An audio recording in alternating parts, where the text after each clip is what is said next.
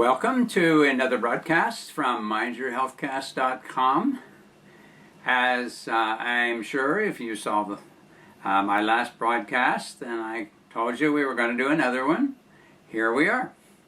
By the time you see this, you should have seen number one of a subject that I brought up that will be posted, and has been posted actually, so you should have seen it, some of you already. That's good.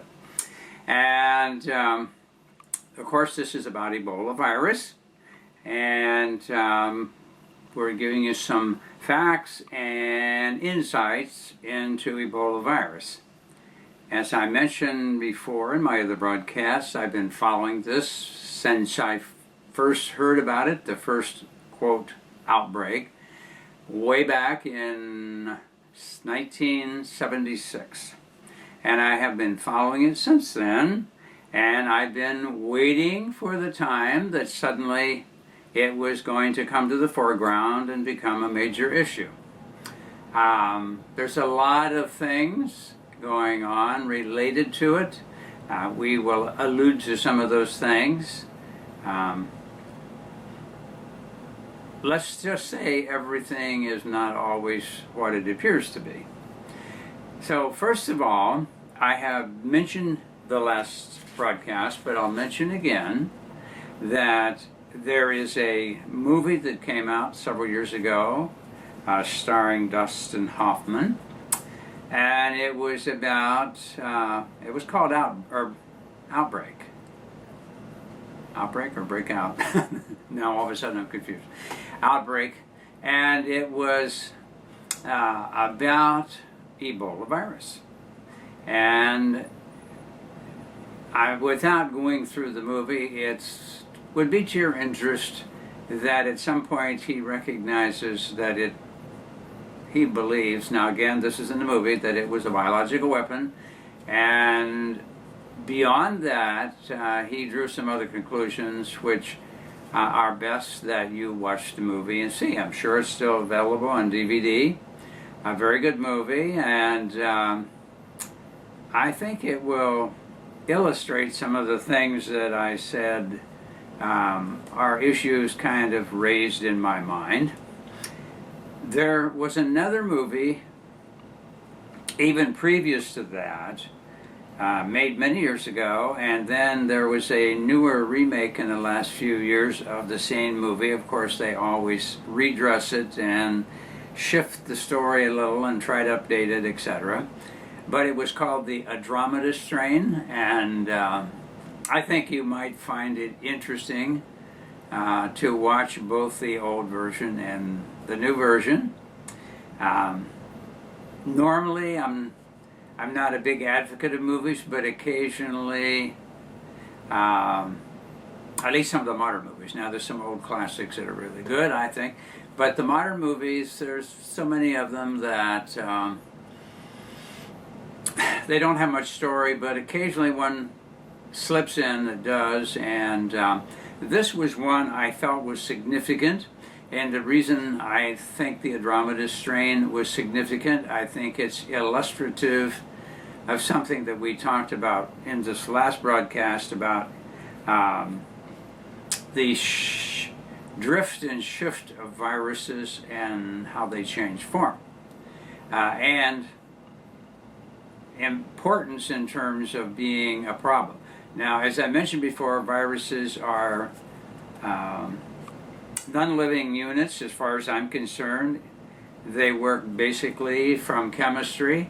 They assemble electromagnetically into forms and shapes, but basically they're a piece of bad information, and from that, if they get into the cell, they become toxic to the cell, so they become a cellular toxin. They do not take in food, they do not give off byproducts, and they do not reproduce.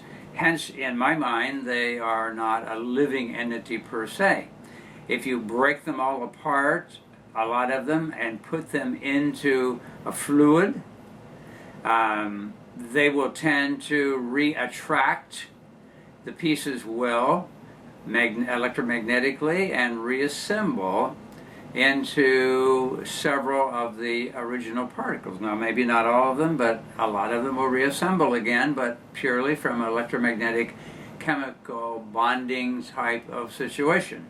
They've done that with tobacco mosaic, which is a virus that affects plants. Now, I don't know if I emphasized it last time, but viruses, being a toxin, interfere with the machinery of a healthy cell if they get inside the cell. And even bacterial forms, and I'm sure that I've mentioned it before, whether some of you have heard it, bacterial forms are one-cell living organisms. They do take in food, they do give off byproducts, and they do reproduce. Hence, they are a living unit. Now, if they are poisoned by a virus, which is possible to happen, they either can be destroyed or mutated into a different form. And any more beyond that, I'll save for another broadcast when we talk more about the bacterial forms, which we have back along the way. I don't know if you caught it in my older broadcasts, but if you saw the one on homotoxicology, I think there was 2 or 3 broadcasts on that. It would give you a good handle on not only the bacterial forms, but the Ebola and viruses that we're talking about now.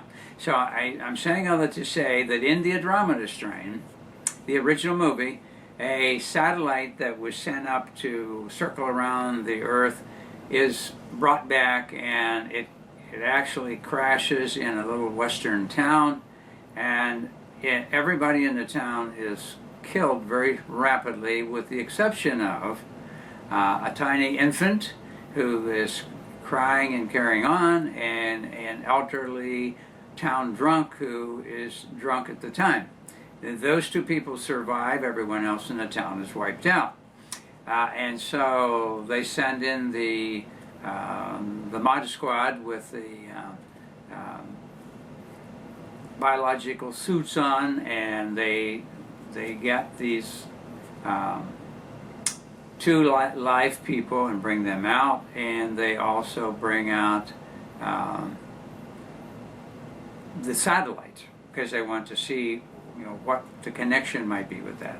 And so, without going into a lot of detail, which we don't have time to do, just watch the movie, and of course they find something that's like a virus ultimately, that replicates very rapidly, and that by the time they take it down in this level 4 lab. I guess that's important because, in Fort Detrick, Maryland, there is a biological, used to be called warfare, now it's defensive, supposedly. After President Nixon, he declared no more biological warfare weaponry research, but he said, however, you can research for defensive purposes. Now, if you can figure out a way that you can divide the 2 of those, I think that you're probably a better person than me.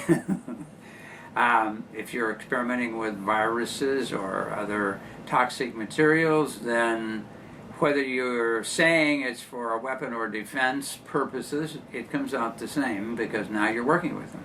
And of course, Ebola has been down in the level 4, which is the most, well, now I think that may be at level 5, but very toxic level to study, and it's supposedly self-contained, which is the same as in the Andromeda strain. And the idea is that if there were a spill down there, it would not be able to get out into the public. Now, that always raises questions to me, because when something does get out in the public, then does that mean that the system failed, or does that mean that there were some other intent involved? At any rate, I would watch those, and there is a book that was published many years ago, and I've checked it to make sure it's still available, called The Hot Zone by Richard Preston. And the book is really about his personal investigation as an investigative reporter into Ebola. And so the book is called The Hot Zone, The Terrifying True Story of the Origins of Ebola Virus. Now, as he goes through this book, he reaches some conclusions that you may find interesting, and it's an interesting book to read. I'm not sure, yeah, it goes still back to 1995 when he first wrote it. And that was after another one of the outbreaks had got him concerned about it, and so he went down to look into it in Africa, and it's interesting what all he finds out, and he mentions some things like the Reston virus, Ebola Reston, that was in the monkeys that were brought up into Maryland, Virginia and Maryland, for the Fort Detrick lab, or at least for research in that area.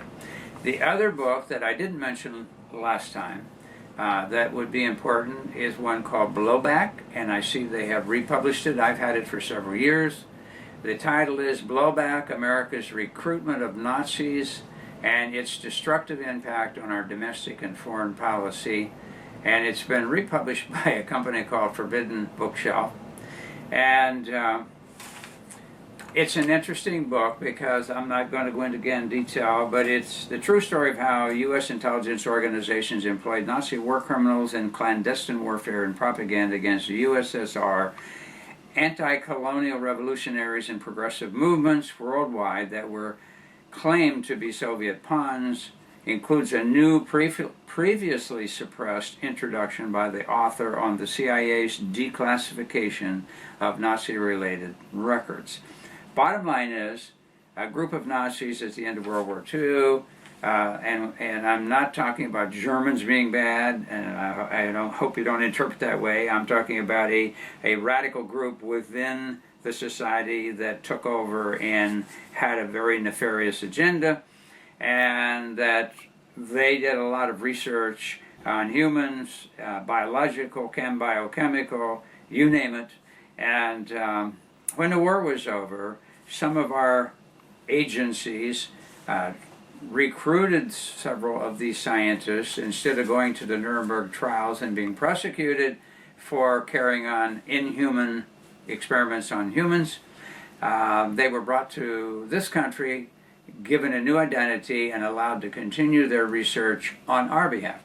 And so that's what the book Blowback is about. You may find it interesting. And I'm saying all that because of, let's say, suspicions that, in my opinion, maybe portray something that we may not want to think about. Now, I also mentioned last time, and you probably want to get this, if you just want a good summary, called the Ebola Hemorrhagic Fever Information Packet. And it was put out by the CDC, Center for Disease Control. Along with, if you go in there, there's a lot of information about a lot of things. It's interesting sometimes when you get them and read them in detail. And as I actually went through this book, which was put out in 2009, which means I started it sometime before then, likely, it has, like question and answer. What is Ebola hemorrhagic fever?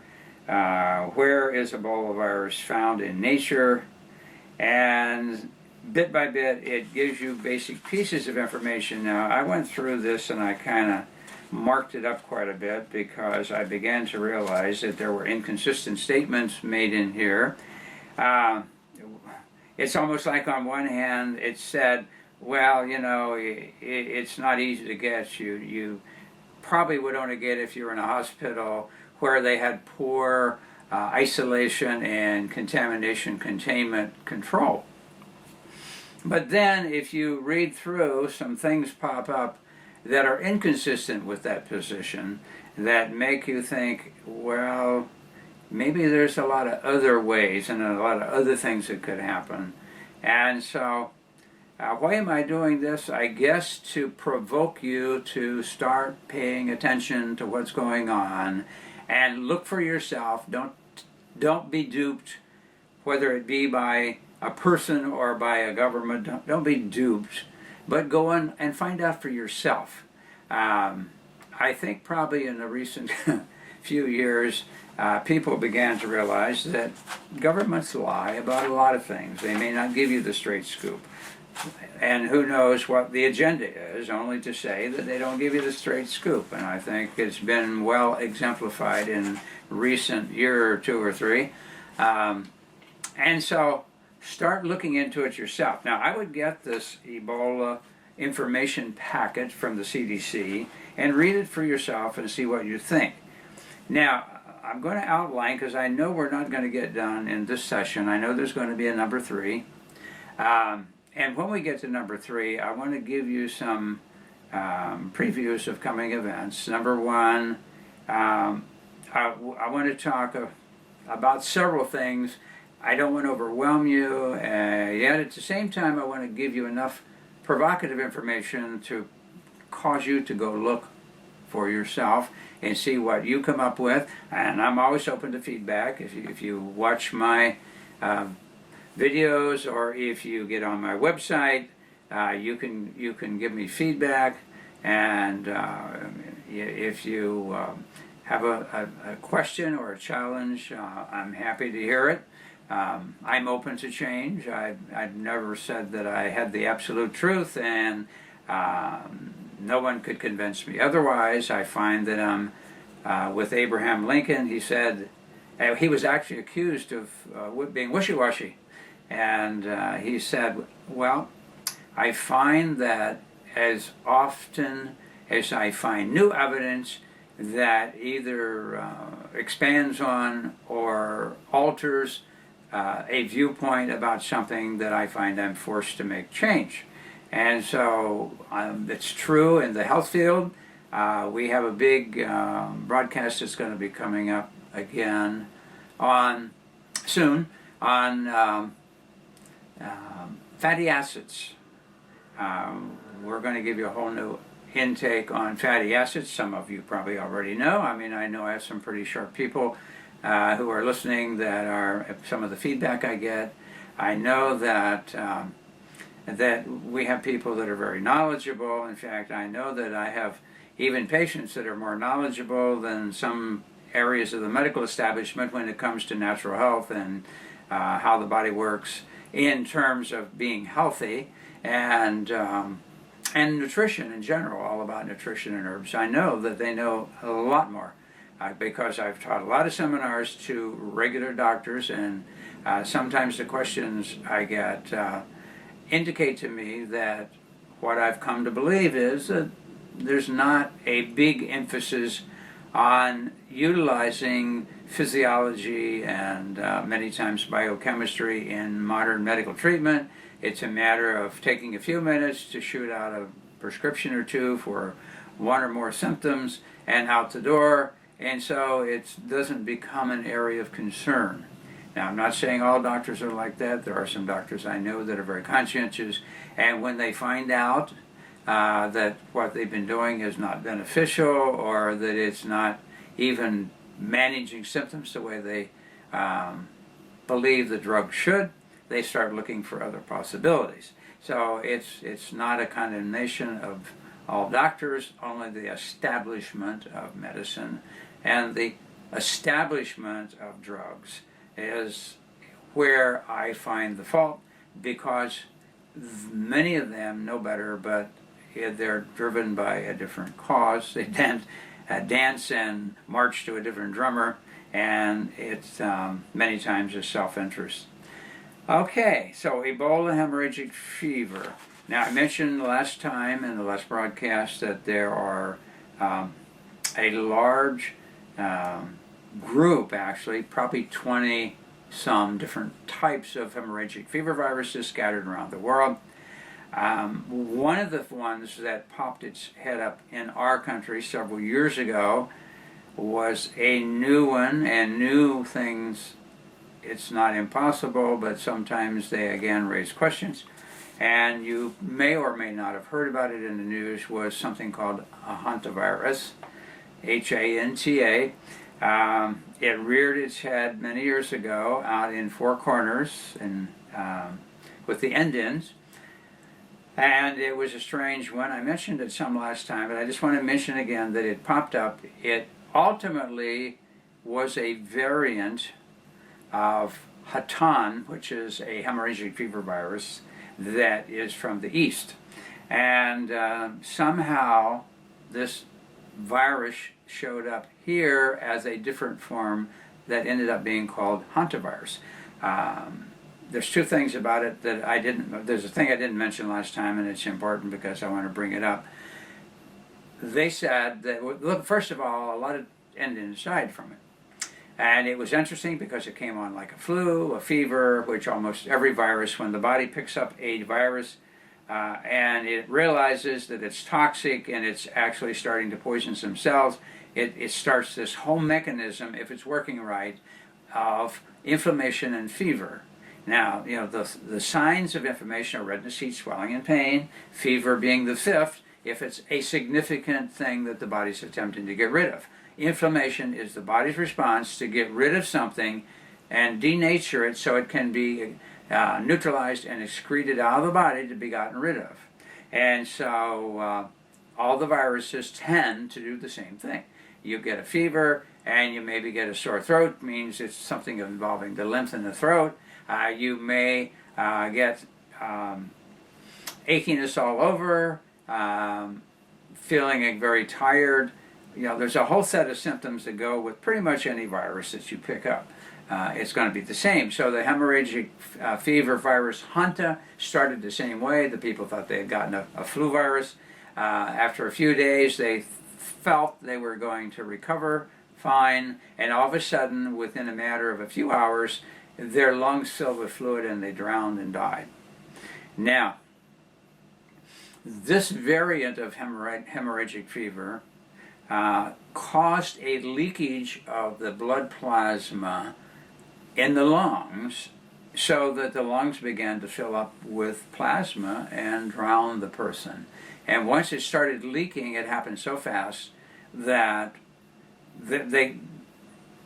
most of them did not get saved, because by the time it became apparent that it was a major problem, it was really too late to do a whole lot. So when they isolated, they said, well, this is it has resemblance to Hatan virus, but this one, the way it worked, it didn't cause a major destruction of the blood vessels to the point that you had a massive hemorrhage in the lungs. It caused it to leak, the vessels to leak and to let out plasma. So that's a variation of it, but nonetheless it was a hemorrhagic fever type virus. And it's funny that it only broke out in one area, and it's interesting because no one ever explained why it broke out.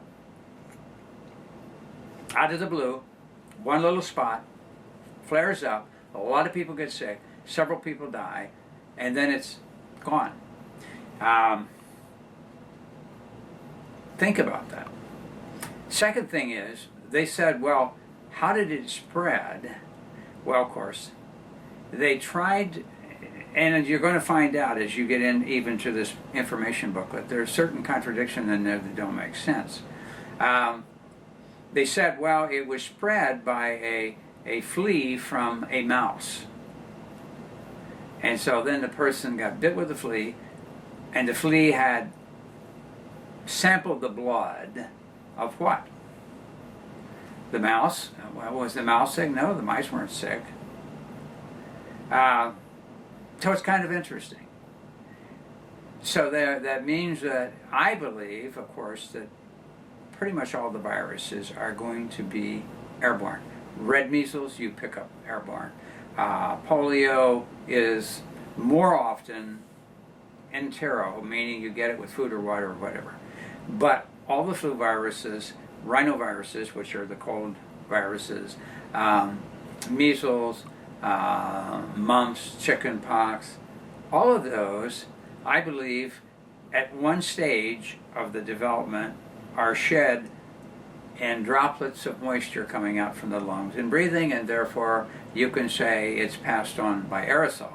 Now they play it down, and when you read this, there's a part that says, interestingly, that you basically are only going to get it if you're in a hospital or a group of people where there's contamination and not proper sterile procedure. And yet at the same time they said it seemingly has been passed aerosol-wise before in research, so there's a big contradiction there. The implications of it we'll talk about in our next visit in more detail, and we'll also talk about the possible treatments outside of regular medicine. You may find that to be interesting. I'm just deciding how far we need to go on this today and leave the rest of it for the next session. But in this booklet, let's get back to that because I think that's important. When you read this, as I say, it starts out by saying, what is it? Well, we know it's a hemorrhagic fever virus, of which there's various kinds. Crimean Congo fever I mentioned before, Hanta in this country that appeared and then disappeared. There's several dengue, and most of them are marked by having the small vessels fracture and get like bruising splotches on the skin. So that shows up in a lot of the hemorrhagic fever viruses. There's few that do the major damage internally, meaning causing you to bleed out in the liver and the kidneys and so forth. And as I've told you before, when blood touches a healthy functional cell outside of a blood vessel cell, it will injure and or destroy that cell. So that's why the body keeps the blood contained within the blood vessels. And so hemorrhagic fever damaging the blood vessels can cause a leak out. Now, in many cases, the first symptom, or one of the early symptoms, is the sclera of the eye. The white part of the eye turns bright red because the vessels rupture very rapidly. The second big place that's a problem is where there's rapid turnover of cells to begin with, which is the gastrointestinal tract. The mucosal membrane turns over very rapidly, and so that's where you get the explosive diarrhea of blood and viral particles and the vomiting of blood and diarrhea, and viral particles and that's what happened. I think one of the very first cases way back is a doctor. This person came in very, very sick, and he was starting to examine the person, and suddenly the person had explosive vomiting in the face of the doctor before he knew what was happening. And of course, as I say, it's blood and viral particles, so that doctor, of course, definitely picked it up.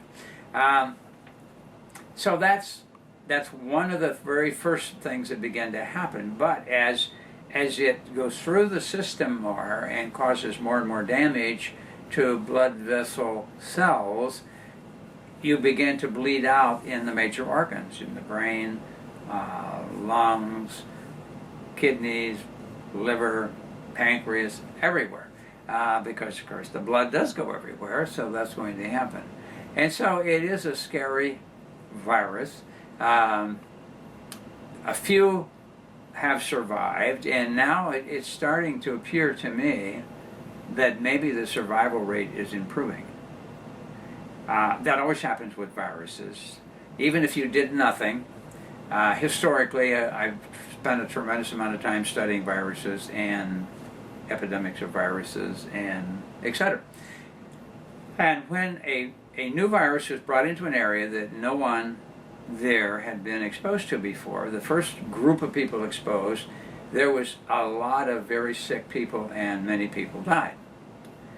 And of course the people that die are the people whose immune system is not up to par for whatever reason. There's something about them uniquely that causes it to happen. Well, what is interesting is that the second generation of people in that area, fewer get the virus and the intensity is less. And by the time we get to the third generation, pretty much everybody is, unless they're in a state of extreme immune failure, everybody is pretty much immune to that virus. And on top of it, by now, the virus is beginning to drift and shift. And so down the road, the potential is always there for a new breakout of a virus, same virus, but different in terms of code, different in terms of the antigen capability of it to provoke an immune response, and everything changes because of that. And polio was one of those examples back in the 1940s and 50s, that suddenly a variant appeared that was nobody was used to. But it's interesting because it came out, it had a flurry, and it disappeared before any vaccines ever got on the market for it. And since then, the only cases are from vaccines. Now, with this Ebola, there were some things that was interesting, because under this it says, we've already described what the symptoms are like.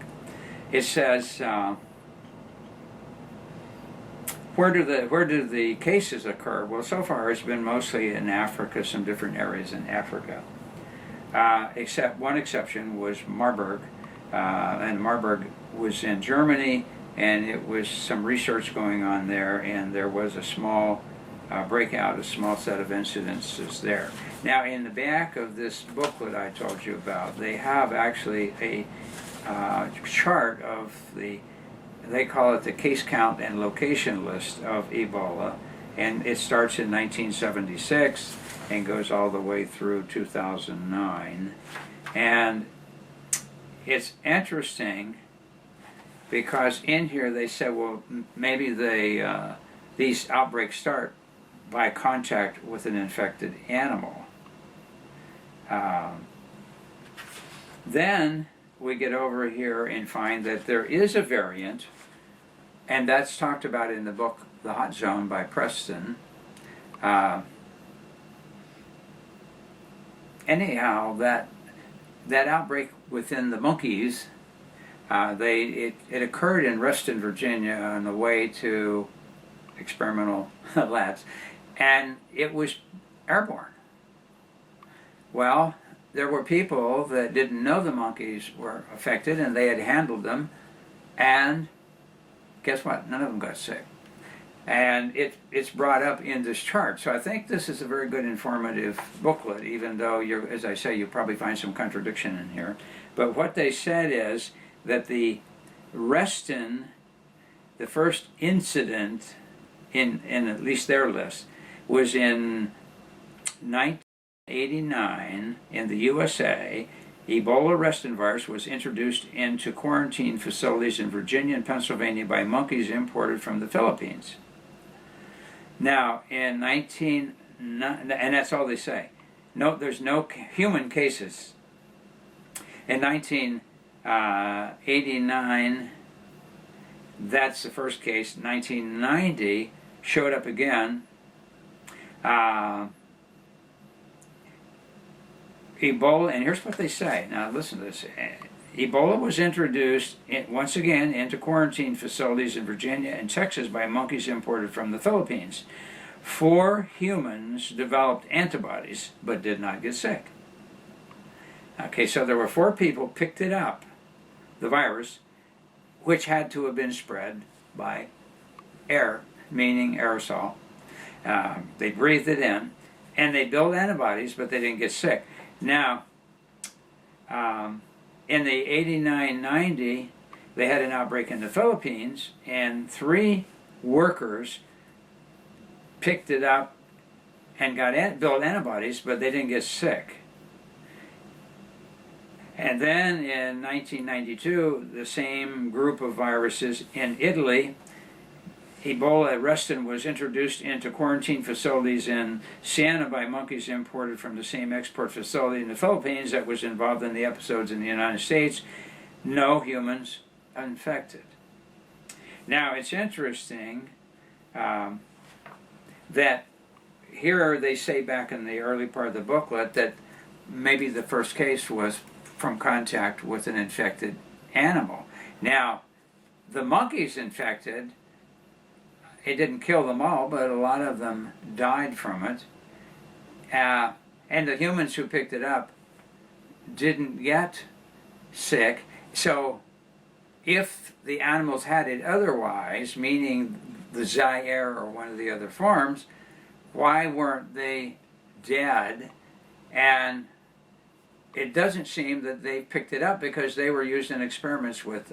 There's just a lot of it doesn't come together in my mind, and so that's why I'm raising some questions. Now, here's what they say. How is Ebola virus spread? Infections with Ebola virus are acute. There is no carrier state. That's kind of an interesting statement to me. There is no carrier state. So when you read the book, The Hot Zone, you'll find that this investigator, Preston, was trying to find where would the virus be in between outbreaks. If the people, in most cases back then, die, and a few survive, and then it seems to be done, and you don't have any more cases, where is it and how does it get out? Now, the people who survived had to have built antibodies, which then neutralized the virus. So they're not spreading it, so how does it get there? Because the natural reservoir of this virus is unknown, the manner in which the virus first appears in the human at the start of an outbreak has not been determined. However, researchers have hypothesized that the first patient becomes infected through contact with an infected animal. Somehow that doesn't fit in terms of when you read the information back and forth. After the first case patient in an outbreak setting is infected, it can be transmitted by several ways. Those who are exposed to the Ebola virus from direct contact with the blood and or secretions, meaning saliva, tears, mucus, whatever. Thus, the virus is often spread through families and friends because they come in close contact with such secretions when caring for infected people. People can also be exposed to the virus through contact with objects such as needles that have been contaminated with infective secretions. Nosocomial transmission refers to the spread of disease within a healthcare setting, such as a clinic or hospital. Now, that's the term that we've mentioned before. Nosocomial means you go to the hospital and you get sick from something there once you get there. It occurs frequently during Ebola hemorrhagic fever outbreaks. It includes both types of transmission described above in African healthcare facilities. The patients are often cared for without the use of mask, gown, or gloves, and exposure has occurred when healthcare workers treated individuals with Ebola without wearing these types of protective clothing. And in addition, when needles or syringes are used, they may not be of the disposable type, or they may not have been sterilized, but only rinsed before reinsertion into multiple-use vials of medicine. If needles or syringes become contaminated with virus and are then reused, numerous people can become infected. Okay, so if getting injected by a hypodermic that was used on a person who already had the virus can pass it on, then why are they not talking about ticks and fleas and mosquitoes? Now remember, they accused the fleas on the mice, I think they were called deer mice, out in Four Corners in the West, in the U.S., that passed on this Hanta hemorrhagic fever virus. And we're not talking about in Africa with mosquitoes and fleas and ticks, etc., down there. Now, this tells me that the story is we want you to be scared, but not too scared. Hence, we'll say that you really have to come in contact with the blood, but as I say, they talk about the aerosol when they talk about the monkeys spreading it. And then they also say, under this section about how is Ebola virus spread, Ebola arrestin appeared in a primate facility in Virginia where it may have been transmitted from monkey to monkey through the air, while all Ebola virus species have displayed the ability to be spread through airborne particles, aerosols, under research conditions. This type of spread has not been documented among humans in a real-world setting such as a hospital or household. I have great difficulty because if they've already demonstrated it can be spread by aerosol, then especially if somebody does breathe it in, and then it starts in the lungs, you can bet that when they're breathing out, they're going to be breathing out particles from the lungs in the air. And so I'm not saying all this to be scary. I'm saying all this to say